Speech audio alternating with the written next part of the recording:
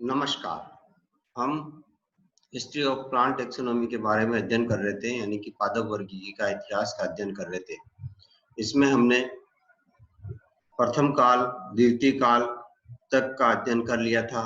आज हम इसमें थर्ड पीरियड में जो किन-किन वैज्ञानिकों ने क्या-क्या काम किए हैं, उसका वर्णन करेंगे।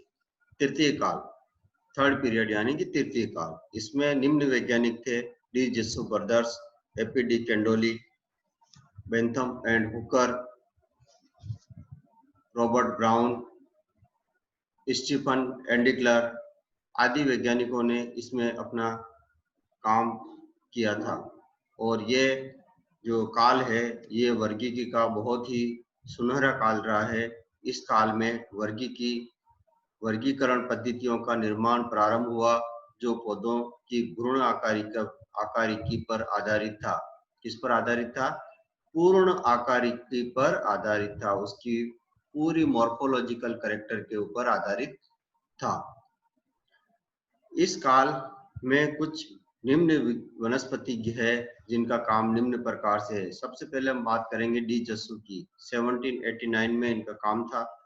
इन्होंने एक पुस्तक लिखी थी जिसका नाम था Genera Plantarum secundum ordines naturales disposita. पुस्तक का नाम लिखिए, Genera Plantarum secundum ordines naturales disposita नामक प्रकाशन में इन्होंने 100 कुल यानी कि 100 फैमिली 100 फैमिलीज को पहचान कर इनका वर्णन किया था, जिन्हें 5 वर्गों में विभाजित किया था। यह था एपी डी जेसू का काम। अगला जो आ रहा है वो बहुत ही महत्वपूर्ण काम है एपी डी कैंडोले, क्योंकि बेंथम और हुकर का जो वर्गीकरण है एपी डी कैंडोली, ये जो साइंटिस्ट का नाम है एपी डी कैंडोली, ये बहुत महत्वपूर्ण नाम है। एपी डी कैंडोली फैमिली के नाम से इनको जानता है।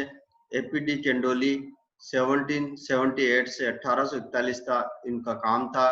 इन्होंने थ्योरी एलिमेंटेयर डी ला बोटनी, पुस्तक का नाम है थ्योरी एलिमेंटियर डी ला बोटनिक नामक पुस्तक में पादप वर्गीकरण पर अपने विचार प्रस्तुत किए।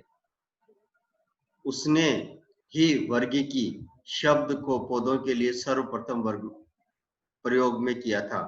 तो क्वेश्चन आता है, सबसे पहले वर्गीकी को पौधों में किस वैज्ञानिक ने प्रस्तुत किया था, या किस वैज्ञानिक ने वर्गीकी या टेक्सोनॉमी शब्द को प्रयोग में लिया था? तो हमारा उत्तर होगा ए पी डी कैंडोले।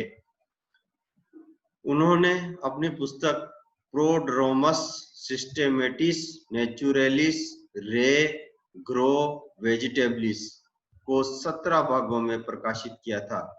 डी कैंडोली परिवार या डी कैंडोली की वर्गीकरण पद्धति का प्रकाशन 1819 में हुआ।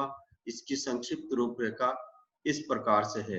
इन्होंने पादप जगत को 2 भागों में विभाजित किया, वेस्क्युलरिस एंड सेल्युलरिस। वेस्क्युलरिस में संवन उत्तक युक्त पादप थे और सेल्युलरिस में संवन उत्तक रहित पादप थे। जो वेस्क्युलरिस है, इसको 2 पार्ट में फिर से विभाजित किया, एक्सोजेनी एंड एंडोजेनी। एंडोजेनी को फिर 2 भागों में विभाजित किया, डिप्लोक्लाइमेडी एंड मोनोक्लाइमेडी। डिप्लोक्लाइमेडी को फिर 3 भागों में विभाजित किया, thalamiflorae, calyciflorae and corolliflorae. जैसा कि हम बेंथम और हुकर में इनका नाम वापस याद करते हैं या ये वापस काम में लेते हैं। एक्सोजेनी के बाद दूसरा जो इनका जो टाइप था वो था एंडोजेनी। एंडोजेनी में फेनोरेमिगेमी एंड क्रिप्टोगेमी 2 प्रकार से विभाजित किया था, फेनेरोगेम्स एंड क्रिप्टोगेम्स। फेनेरोगेम्स में एंजियोस्पर्म एंड जिम्नोस्पर्म आते हैं, क्रिप्टोगेम्स में लोअर प्लांट्स आते हैं। सेल्युलरिस में संवन उत्तकों रहित पादप फोलिएलिस एंड एफिली पादपों को वर्गीकृत किया था। एपी डी कैंडोली के बाद रॉबर्ट ब्राउन वैज्ञानिक थे। इनका कार्यकाल था 1773 से 1758।